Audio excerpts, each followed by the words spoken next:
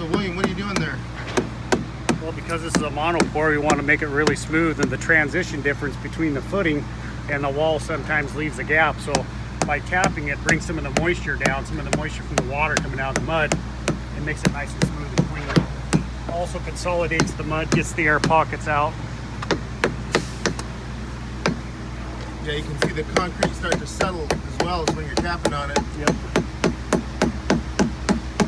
If you notice, oh, he's done, but if you notice when he was over there, he was rotting it. And that's how you consolidate the mud.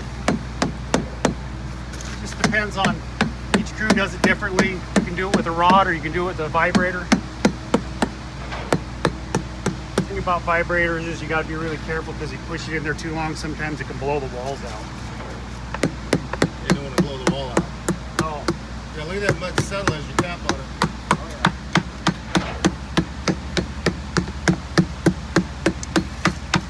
That's a good job. It's extra work, but they're going to appreciate it. Oh yeah. A typical builder won't even do this. Only digs.